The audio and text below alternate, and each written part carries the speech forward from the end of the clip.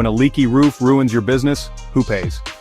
A Toronto retail tenant lost revenue because their landlord refused to fix a failing roof. Here's how the courts ruled, and what every Canadian landlord and tenant must know. In 2018, a commercial lease was signed, clearly assigning structural maintenance to the landlord. But after years of ignored requests for roof and HVAC repairs, the tenant sued under Ontario's Commercial Tenancies Act. The court had to interpret, were the repairs the landlord's duty, was their inaction a breach, and should they pay for the tenant's lost profits? The Ontario Superior Court ruled, the lease terms were unambiguous. By neglecting repairs, the landlord violated their contract.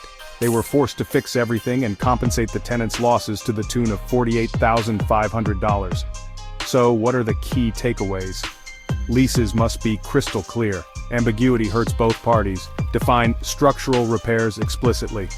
Landlord's proactive maintenance saves cash. Delaying repairs can cost you far more in court. Tenants, document everything. Keep records of all repair requests. They won this case here.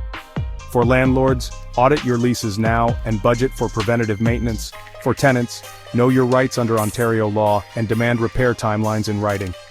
This case proves, clear leases protect businesses. If you're signing or disputing a commercial lease in Ontario, contact Carson Law, because a few words in a contract can save your roof and your bottom line.